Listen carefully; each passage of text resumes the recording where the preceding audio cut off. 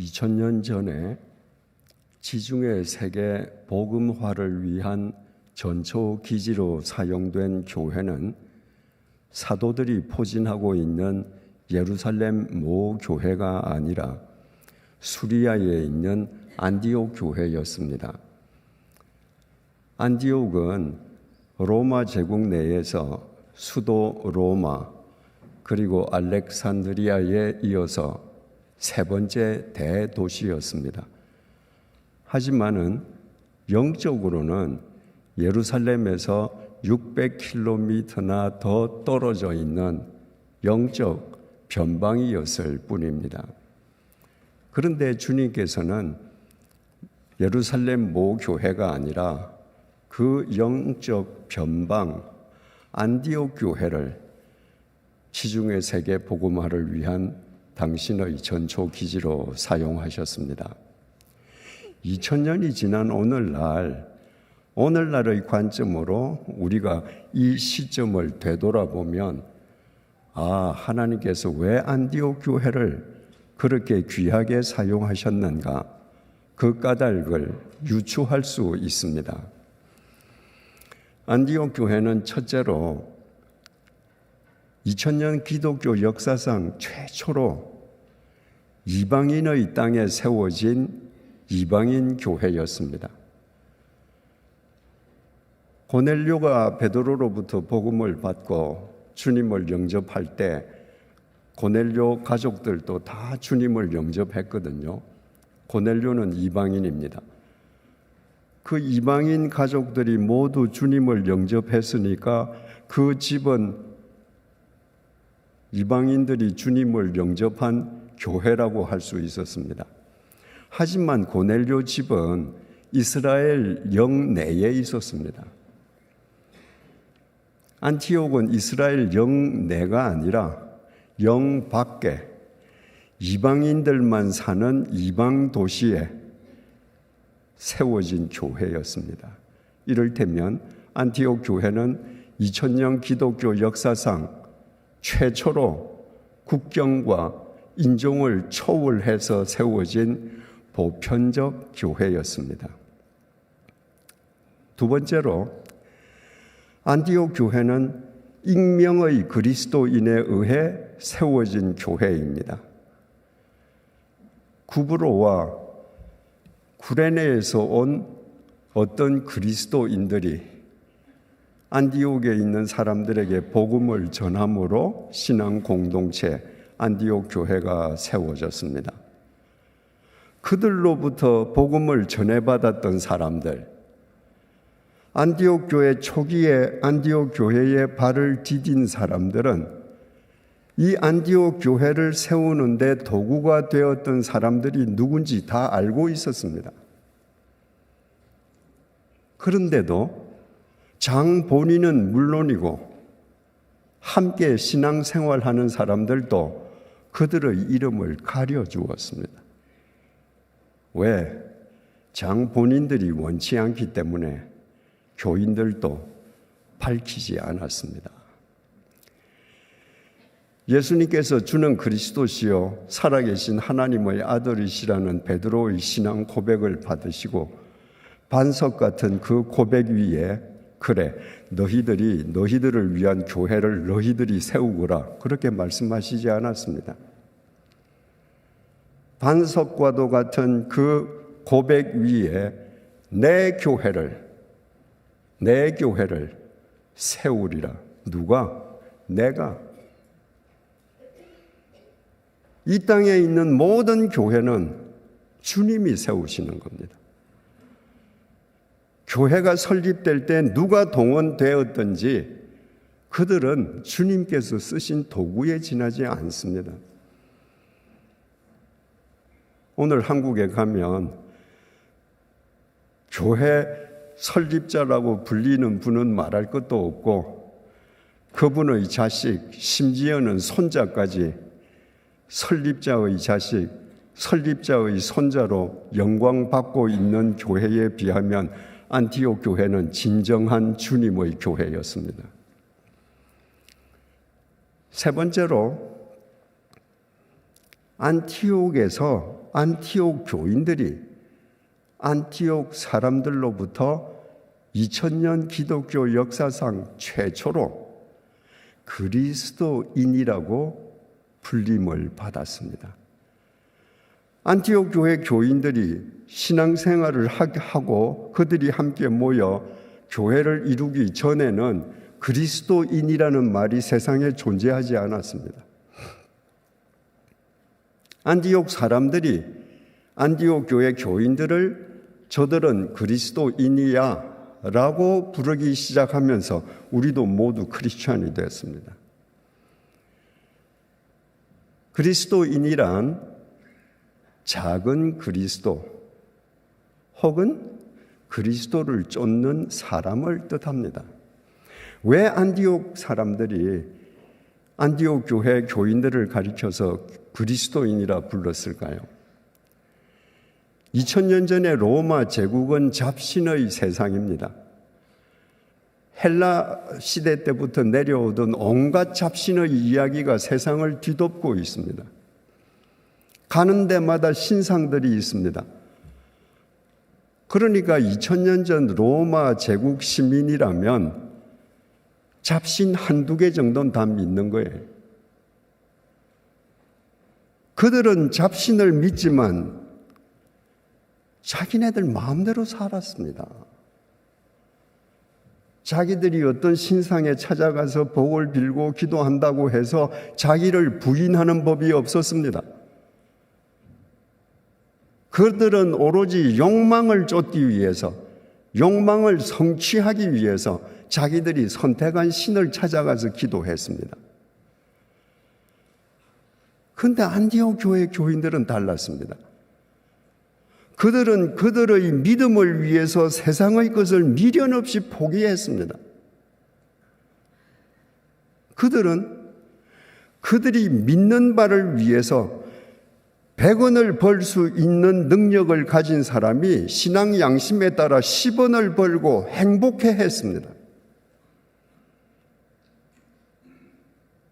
그들은 그동안 안티옥 사람들이 살아오던 가치관과 구별된 새로운 가치관으로 살았습니다. 그런데 그들 중 가정이 깨어지는 가정이 없었습니다. 신비스러웠던 것입니다. 그래서 안티옥 사람들은 쟤들 그리스도 믿는다고 하는데 저 진짜 그리스도인이네. 요즘 말로 하면 진짜 예수쟁이네 이 말입니다. 본래 그 안티옥 교회가 자생적으로 생기고 나서 그 소문을 들은 예루살렘 모 교회가 담임 목사로 파송한 사람이 바로 잘 알려진 바나바입니다. 바나바가 그 교회에 파송되고 나서 교인 수가 더 늘어났습니다. 바나바 목사 혼자서 그 교인들을 다 케어할 수가 없었습니다. 그때 바나바 머릿속에 바울 생각이 났습니다. 오래전에 교분을 맺었던 바울이라면 나와 좋은 동력을 이룰 수 있을 거야. 그래서 안티옥에서 멀리 떨어져 있는 바울의 고향 다소까지 찾아가서 고향에서 집과하던 바울을 불러내어서 안티옥 교회 공동 목회자가 되었습니다. 두 사람이 공동 목사로 목회를 잘하고 있는데 물론 교인도 더 늘어났습니다. 어느 날 성령 하나님께서 그 두 사람에게 명령하셨습니다. 너희들이 지중해 전도자로 나가라. 담임 목사 너희 둘이 좋은 사람을 선택해서 전도자로 내보내라가 아니라 공동 목사 너희 둘이가 나가라. 그래서 바나바와 바울은 성령 하나님의 명령에 순종해서 마가라는 청년을 수행원으로 삼고 1차 전도 여행을 시작했습니다. 1차 전도 여행 그 전도팀의 우두머리는 두말할 것도 없이 안디옥 교회 담임 목사였던 바나바였습니다. 그 전도팀이 1차 전도 여행을 시작하면서 첫 번째 전도지로 삼았던 곳이 구브로 섬이었습니다. 그 구브로 섬은 바나바의 고향이었습니다. 그러니까 전도팀의 우두머리가 된 바나바가 이방 세계로 전도를 나가는데 제일 먼저 자기 고향 사람들에게부터 복음을 전하고 싶었던 그 마음 충분히 이해가 됩니다. 그런데 동서로 길이 약 200km로 포진되어 있는 그 구브로 섬을 동쪽에서 서쪽으로 관통하는 동안에 바울에게 역사적인 두 가지 사건이 일어났습니다. 첫 번째로 전도팀의 우두머리가 바나바에서 바울로 바뀐 것입니다. 여러분 성경을 읽을 때 사람들의 명단이 나오지 않습니까? 그 명단은 아무 의미 없는 명단이 아닙니다. 어떤 명단이든 성경에 나온 모든 명단은 이름 순서가 서열입니다. 그러니까 누구든지 제일 앞에 이름이 나와 있는 사람이 그 명단에 나온 모든 사람의 우두머리인 겁니다. 전도팀이 안티옥을 출발할 때에는 바나바의 이름이 명단에 제일 첫 자리를 차지했습니다. 바나바가 우두머리였던 것이죠. 근데 구브로를 관통하면서 두 사람의 이름이 바뀝니다. 바울의 이름이 먼저 나오기 시작합니다. 교회 목회 현장에서는 바나바의 목회 능력이 탁월했는데 전도 현장에 나가니까 잠재되었던 바울의 역량이 폭발하면서 바나바가 볼 때 바울이 훨씬 나은 거예요. 그래서 바울이 전도팀의 우두머리가 되었는데 그 순간부터 사도행전이 끝날 때까지 바울이 사도행전의 주역으로 삽니다. 그러니까 구브로 섬을 관통하면서 바울 자신은 상상치도 않았는데 전도자로 세계 역사 전면에 역사의 무대에 등장하게 되었던 것입니다. 그 이후부터 지중해 세계를 전도를 위해서 자기 몸을 던졌던 바울도 위대하지만 바울의 역량을 알고 전도팀 우두머리 자리를 기꺼이 바울에게 양보하고 1차 전도 여행이 끝나기까지 바울을 돕는 자의 자리에 만족했던 바나바도 위대한 사도입니다. 여러분들 평생에 바나바라는 이름을 가진 사람을 몇 명을 만났습니까? 아마 여러분 담임 목사님이 처음이죠. 세상 사람들은요, 1인자 이름을 갖기를 원합니다. 모세, 다윗, 솔로몬, 엘리야, 바울, 베드로 전부 1인자입니다. 2인자 이름을 갖기 원치 않습니다. 그래서 저는요, 그분이 누구든지 자기 의지로 바나바라는 이름으로 사는 사람을 존경합니다. 그분은 바나바가 어떤 사람인지 알거든요. 자기보다 능력이 탁월한 사람을 돕기 위해서 나는 뒤에서 돕는 2인자로 만족하겠다. 그런 사람이 자신의 의지로 자기 이름을 바나바로 명명합니다.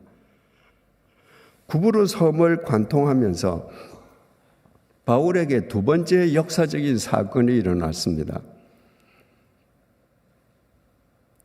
바울의 이름이 바뀐 것입니다. 본래 바울의 이름은 사울이었습니다. 그 이름은 아버지가 지어준 거죠. 아버지가 아들이 태어나니까 그 아들에게 사울이라고 이름을 지어준 겁니다. 사울의 아버지는 로마 시민이었습니다. 유대인인데, 그러니까 사울의 아버지가 부패한 로마 제국 공무원에게 뇌물을 써서 로마 시민권을 돈으로 샀는지, 아니면 로마 제국에 혁혁한 공을 세워서 로마 시민이 되었는지 그건 알지 못합니다. 그러나 그 당시 세계를 지배하는 로마 제국의 시민이 된 사울의 아버지가 아들이 태어나니까 이름을 사울이라고 지었습니다. 사울가는 이스라엘 12지파 가운데 베냐민 지파였습니다. 이스라엘 초대 왕 사울을 배출한 지파가 바로 베냐민 지파입니다. 저도 전주 이갑니다만 여기에도 전주 이시들 계시겠죠. 그 몇백 년 전에 우리 선조가 어떤 왕이었다는 거 굉장히 자랑스럽게 생각합니다. 똑같습니다. 베냐민 지파 사람들은 이스라엘의 초대 왕이 베냐민 지파 출신이라는 것에 대한 무한한 자긍심을 갖고 있었습니다. 그래서 유대인이면서도 로마 시민인 아버지가 자기가 낳은 아들에게 너는 사울이 되거라. 무슨 의미겠습니까? 너는 유대인이지만 로마 시민이야. 넌 달라. 그러니까 우리 베냐민 지파가 배출한 초대 왕처럼 제일 큰 사람 사울이 되거라. 그 아버지의 염원이 담긴 사울이라는 이름을 들고 바울이 근 40년을 살았습니다. 그러다가 이 구브로 섬을 관통하면서 바울 스스로 큰 사람이 되라는 염원이 달린 아버지가 지어준 이름을 버렸습니다. 그리고 자기 이름을 바울이라고 했습니다. 바울은 작다는 말입니다. 파우오라는 동사에서 파생되었는데 파우오는 멈추다는 말입니다. 큰 사람이 되기를 열망하던 사울, 이미 사울은 대제사장으로부터 공문을 받아서 다메섹에 있는 그리스도인들을 색출해서 연행 오려고 할 정도로 유대교 내에서 큰 사람이 되어 있었습니다. 그대로만 가면 사울이 유대교에서 얼마나 더 높아질지는 아무도 몰랐습니다. 그런데 그 길에서 사울은 멈추어 섰습니다. 자기를 크게 여기던 사울이라는 이름을 버렸습니다. 그리고 주님 앞에서 작고 작은 바울이 되었습니다. 그 이후부터 우리가 아는 바울로 그의 생을 일관한 것입니다.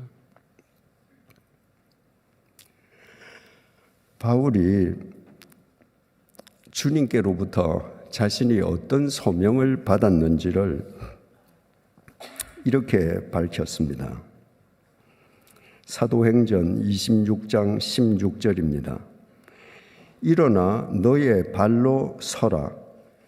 내가 네게 나타난 것은 곧 내가 나를 본 일과 장차 내가 네게 나타날 일에 너로 종과 증인을 삼으려 함이니.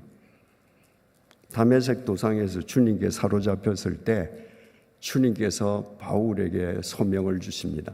앞으로 네가 볼 일에 대해서 너로 내 종과 증인을 삼으려 한다. 너는 지금부터 내 종이고 내 증인이다. 증인이라는 단어는 잘 아시죠? 주님께서 바울을 향해서 너는 내 종이다 그러셨는데, 헬라 말로 우리가 잘 아는 종이라는 단어 둘로스가 있지 않습니까? 근데 주님께서 너는 내 종이다 하실 때 둘로스라고 하시지 않았습니다. 너는 내 시페레테스다. 시페레테스는요, 뜻이 뭐냐 하면 노를 젓는 노예인데 전함 가장 밑바닥에서 노를 젓는 노예를 가리키는 단어입니다. 여러분들 영화 보면 로마 제국 시대에 바다에서 해전이 벌어지지 않습니까? 그때 배 제일 밑창에 노를 젓는 노예들이 앉아 있습니다. 그들에게는 창문이 없습니다. 밖이 보이지 않아요.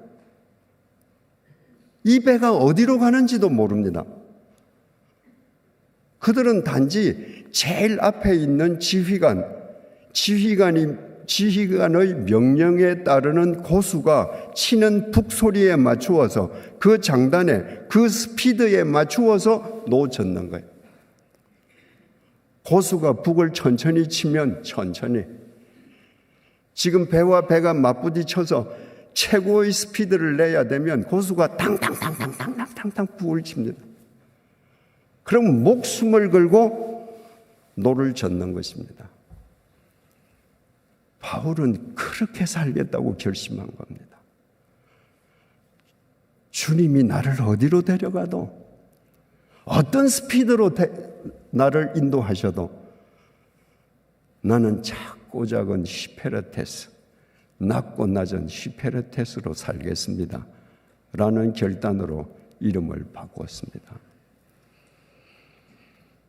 여러분, 에덴 동산에서 사탄이 여자를 유혹할 때 무엇이라고 유혹했는지 그 내용을 잊지 마셔야 합니다. 창세기 3장 5절입니다.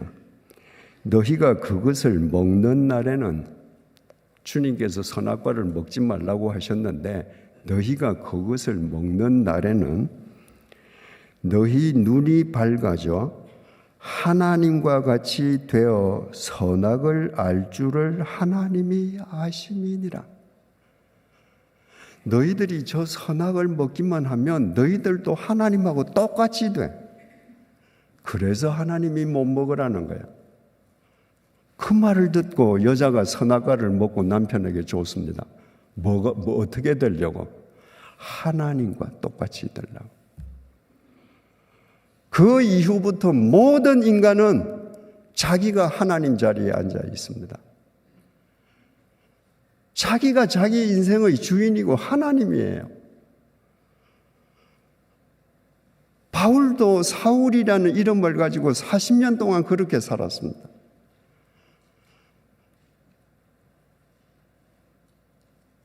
그러나 바울은 그 에덴 동산에서부터 내려온 인간의 죄성, 본성을 거슬러서 작고 작은 바울이 되었습니다. 바울이 작고 작은 바울이 될수록, 바울이 낮고 낮은 휘페레테스가 될수록 하나님의 능력과 하나님의 권능은 그의 삶 속에 더 크게 차고 넘쳤습니다. 그래서 가장 작고 작았던 바울, 가장 낮고 낮았던 휘페레테스 바울이 2000년 기독교 역사상 가장 위대한 사도가 된 것은 결코 우연한 일이 아니었습니다. 1차 전도 여행을 끝낸 바울은 계속해서 2차, 3차 전도 여행을 했습니다. 1차 전도 여행과 2차, 3차 전도 여행은 질적으로 양적으로 달랐습니다. 1차 전도 여행은 세계 지도를 놓고 보자면 오늘날 튀르키예 대륙, 터키 대륙 그 중심부에 국한되어 있었습니다. 그러니까 바울은 아시아 대륙 출신이거든요. 바나바하고 전도 여행을 떠났는데 그 아시아 대륙 중에서도 터키 대륙 한 부분에 국한된 전도 여행이 1차 전도 여행이었습니다. 근데 2차 전도, 3차 전도 여행은 달랐습니다. 주님의 신비로운 인도하심에 따라서 아시아 대륙 출신인 바울이 에게 바다를 건너서 유럽 대륙으로 진출했습니다. 그러니까 주님의 복음이 아시아 땅에서 유럽 땅으로 들어간 겁니다. 그뿐만이 아닙니다. 바울이 오늘날의 발칸 반도를 누비고 다니다가 고린도에 당도합니다. 그 고린도에서 아드리아 바다만 건너면 로마 제국의 수도 로마에 바울이 2차, 3차 전도 여행 때에 유럽 땅에 발을 딛고 고린도까지 갔기 때문에 자신의 생을 로마 제국의 수도 로마에서 던지려 했던 그 퍼즐이 맞춰지기 시작하는 겁니다. 이렇게 1차, 2차, 3차 약 10몇 년에 걸친 이 여행 기간 동안에 바울이 방문했던 도시의 총수가 57개 도시였고 바울이 여행한 총 거리가 13,300km였습니다. 그 당시에 여행 수단은 도보, 걷는 것 아니면 배밖에 없습니다. 그런데 어느 항구에도 내가 가고 싶은 목적지를 향하는 배가 정기적으로 있지 않습니다. 부정기적으로 있습니다. 그러니까 앉아서 한 달, 두 달 언제 배 올지 모르고 기다리는 것보다는 걸어 다니는 것이 낫죠. 한 인간이 2000년 전에 57개 도시에서 복음을 전하면서 13,300km를 커버했다는 것은 정말 바울 아니고는 아무도 못할 일입니다. 그 바울이 3차 전도 여행을 다 끝내고 오늘날 튀르키예 대륙 남쪽 항구 바다라에서 수리아로 가는 배를 탔습니다.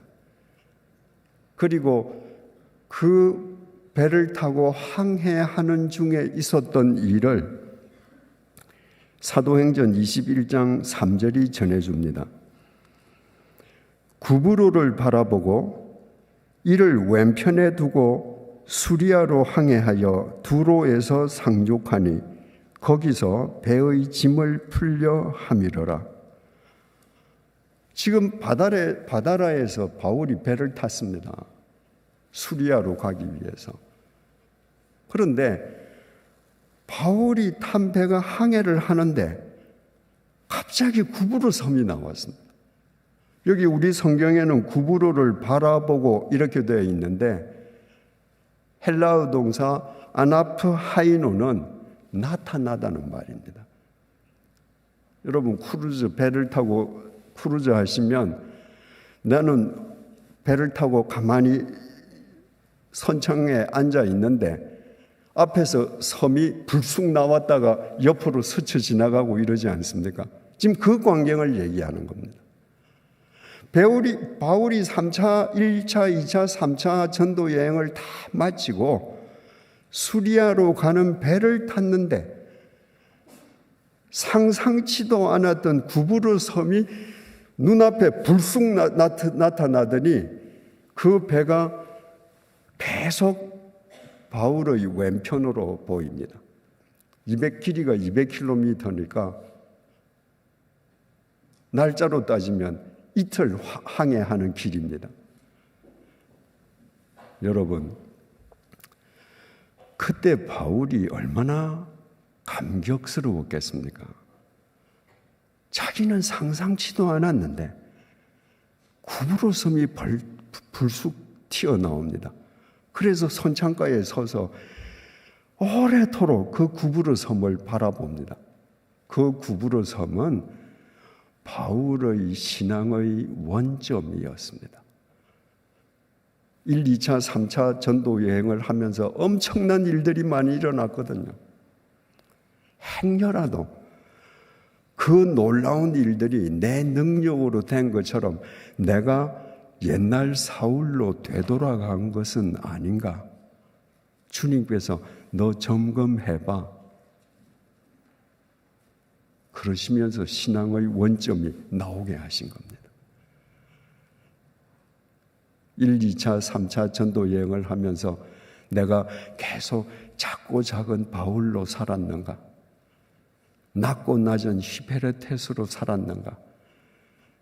내가 그 먼 거리를, 그 많은 도시를 복음을 전하며 다녔던 것은 결코 내 능력이 아니야. 주님 은혜야. 바울은 신앙의 원점에서 다시 한번 자기를 추스르고 수리아에 도착합니다. 오늘 본문은 로마 황제에게 상소한 바울이 로마로 압송되는 첫 장면입니다. 가이사라 감옥에 2년 동안 갇혀 있던 바울은 새 총독 베스도가 부임하자 베스도 법정에서 로마 황제에게 상소했습니다. 왜? 바울 자신이 로마 시민이니까요.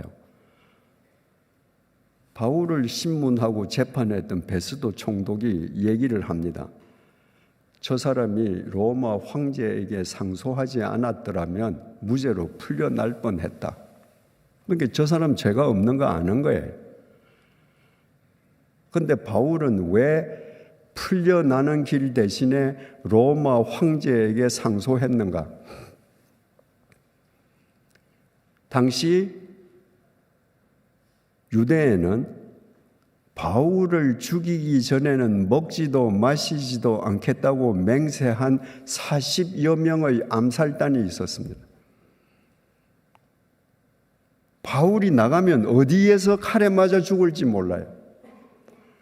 바울에게 있어서 가장 안전한 곳은 그동안 가이사라 감옥이었습니다. 감옥은 로마 제국 군인들이 지켜주니까요.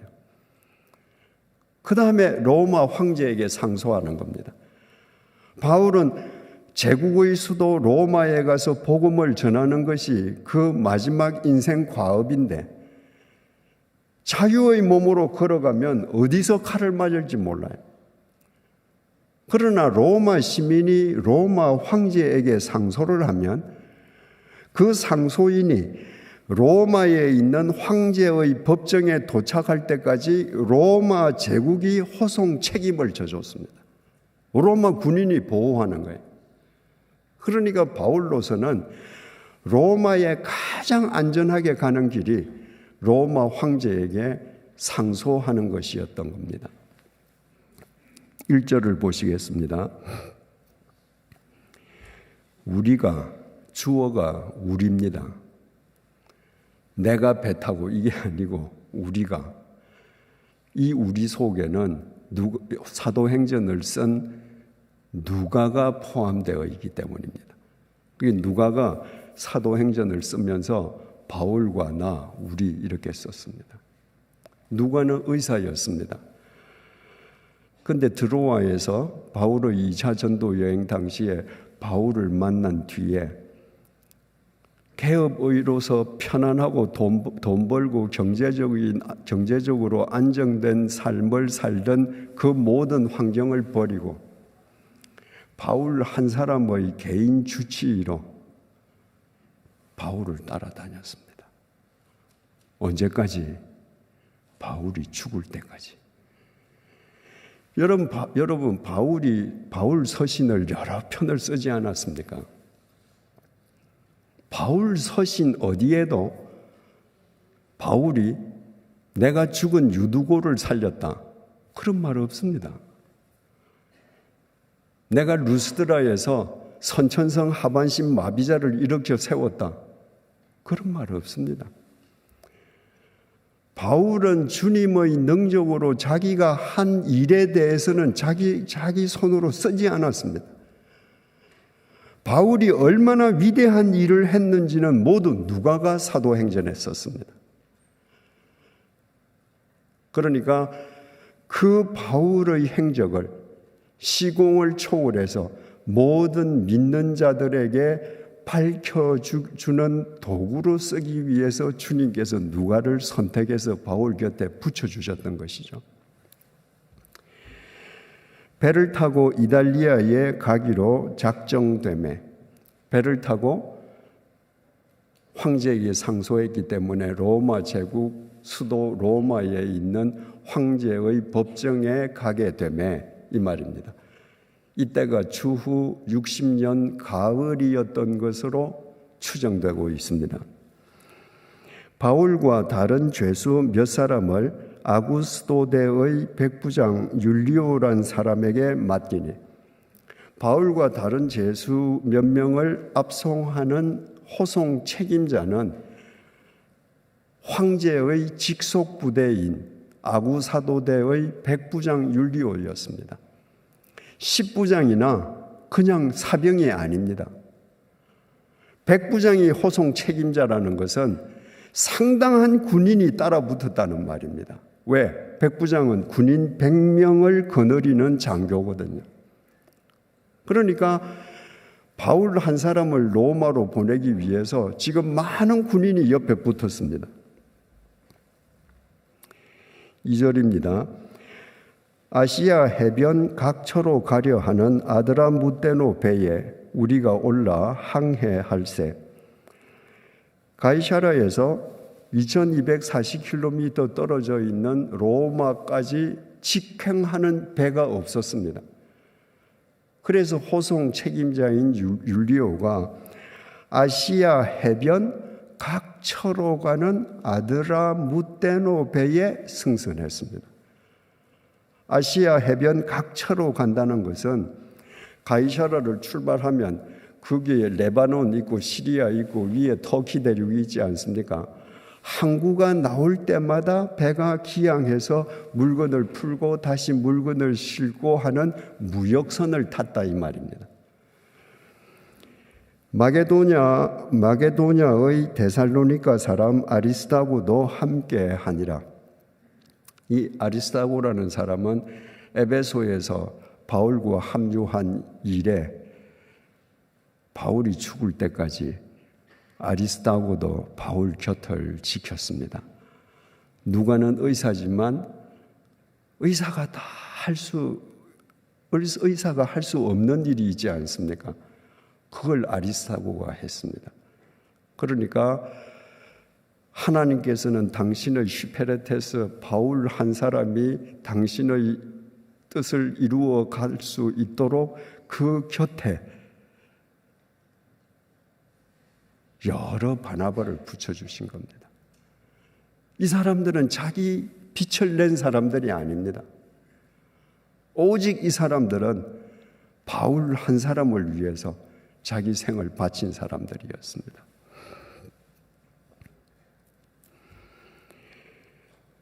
(3절입니다) 이튿날 시돈에 대니 율리오가 바울을 친절히 대하여 친구들에게 가서 대접받기를 허락하더니, 가이사랴에서 배가 출항한 아드라무테노 배가 이튿날 시돈에 기항을 했습니다. 가이사랴에서 시돈까지는 107km가 떨어져 있는데 시돈은 오늘날 레바논의 사이다입니다. 거기에 기항한 이유는 거기서 내려야 할 짐을 내리고 실어야 할 화물을 싣기 위함인데, 당시 배가 한 항구에 들어가서 물건을 내리고 싣고 하는 데는 여러 날이 걸렸습니다. 그랬더니 백부장 율리오가 이 여러 날 동안 물건을 하역하는 동안에 바울 당신 배 안에 가만히 있어? 그게 아니고 바울을 친절히 대하여 친구들에게 가서 대접받기를 허락했습니다. 대접받다고 번역된 헬라어 동사 에피멜레이아는 돌봄을 받다 합니다. 바울은 2년 동안 감옥에 갇혀 있었거든요. 그러니까 물건을 하역하는 며칠 동안 지인들에게 가서 몸을 추스릴 수 있도록 율리오가 기회를 줬습니다. 단순히 바울이 로마 시민이었기 때문에 로마 장교 율리오가 이런 호의를 베풀지 않았을 것입니다. 이 바울이 로마 황제에게 상소함으로 인해서 율리아는 그 죄수를 호송하기 위해서 지금 로마로 가니까 어떤 의미에서 이 바울은 율리오에게 성가신 존재입니다. 그런데도 율리오가 바울에게 친절을 베풀어서 당신 지인 집에 가서 몸을 좀 추스르고 오십시오 라고 했던 것은 가이사랴를 출발해서 시돈에 도착하기까지 만 하루 동안 바울의 언행을 보고 이분이 범인이 아니시구나, 율리오가 감화를 받았기 때문일 것입니다. 4절입니다. 또 거기서 우리가 떠나가다가 맞바람을 피하여, 시돈에서 하역이 다 끝났습니다. 그리고 지인 집에 가서 돌봄을 받던 바울도 다시 배에 들어와서 배가 출항을 했습니다. 이제 레바논, 시리아, 터키 대륙으로 계속 항구마다 기항하기 위해서 배가 올라가야 되는데 갑자기 배 앞에서 맞바람이 몰아치기 시작했습니다. 그 배 사람들은 그야말로 바다 사람들이잖아요. 웬만한 바람이었으면 선장과 선원들이 그 바람길을 뚫고 나아갈 텐데 맞바람을 피하여, 이건 도저히 나아갈 수 있는 바람이 아닙니다. 그래서 직진하다가 항로를 바꾸었습니다. 그 바람을 피했습니다. 또 거기서 우리가 떠나가다가 맞바람을 피하여 구브로 해안을 의지하고 항해하여, 맞바람이 안 불었으면 이 배가 구브로로 안 갑니다. 하나님께서는 잘 가던 배 앞에 맞바람이 불게 하셨습니다. 그리고 그 배가 항로를 바꾸어서 구브로 해안을 의지하고 나가게 했습니다. 왜 그러셨겠습니까? 당신의 사랑하는 종 바울에게, 로마 황제에게 상소하러 가는 그의 심령에 다시 한번 신앙의 원점을 찍어주시는 겁니다. 내가 이렇게 로마 제국 군인들의 호의를 받으면서 로마로 가는 건 하나님의 은혜야. 내가 로마에 가서도 작고 작은 바울로 내가 법정에 서야지. 어떤 순간이라도 나는 주님의 낮고 낮은 휘페레테스임을 잊지 말아야지. 이렇게 마지막 길에 하나님께서는 태풍을 동원해서 바울로 하여금 다시 신앙의 원점 구브로를 통과함으로 그의 초심을 다져주셨습니다. 여러분의 신앙의 원점은 어디입니까? 여러분의 구브로는 어디에 있습니까? 여러분은 지금 작고 작은 바울로 살고 있습니까? 아니면 스스로 하나님의 자리에 앉아 있습니까? 여러분은 주님의 낮고 낮은 휘페레테스로 살고 있습니까? 아니면 허망한 욕망의 노예로 살고 있습니까? 오늘은 우리의 죄값을 대신 치러주시기 위해서 십자가에서 죽임당하신 주님의 고난을 기리는 사순절 세 번째 주일입니다.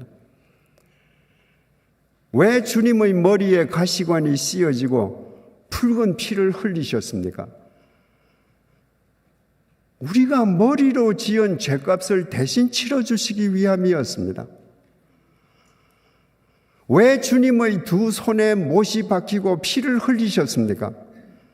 우리가 이 두 손으로 지은 죄값을 대신 치러주시기 위함이었습니다. 왜 주님의 두 발에 못이 박히고 피를 흘리셨습니까? 우리가 이 두 발로 가서는 안 될 곳을 누비고 다니면서 지은 우리의 모든 죄값을 대신 치러주시기 위함이었습니다. 왜 주님의 옆구리가 창에 찔려서 마지막 피 한 방울, 물 한 방울 모두 쏟으셨습니까? 우리가 썩어 문드러질 이 몸뚱이로 지은 모든 죄값을 주님께서 대신 치러주시기 위함이었습니다. 우리가 이 복음을 믿음으로 그분을 우리 생명의 구주로 모시지 않았습니까? 그분의 은혜 없이는 우리가 한순간도 살 수 없다는 것을 깨닫고 그분 앞에서 오직 그분의 은혜로만 살아가는 작고 작은 바울이 되지 않았습니까? 그리고 오직 그분의 뜻을 위해 살아가는 그분의 낮고 낮은 휘페레테스가 되겠다고 결단하지 않았습니까? 그것이 우리의 구부로입니다. 그 시점이 우리의 신앙 원점입니다. 우리 모두 우리 각자의 신앙 원점 구부로에 마주 서십시다. 내 자신이 하나님보다 더 높은 자리에 있는 내 자신을 그 원점에서 못 박으십시다.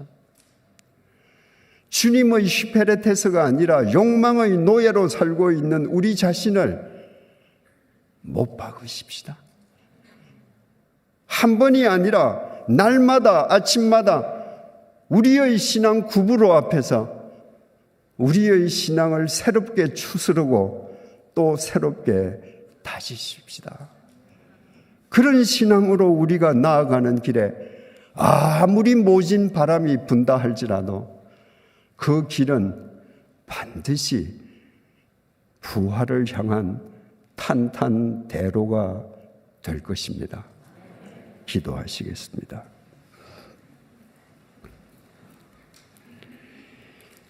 인생 말년에 접어든 노년의 바울이 자칫 자기 교만의 함정에 빠지지 않게끔 주님께서 그의 신앙의 원점인 구부로 섬에서 그의 초심을 새롭게 다지게 하심으로 그를 당신의 영원한 사도로 세워주셨습니다.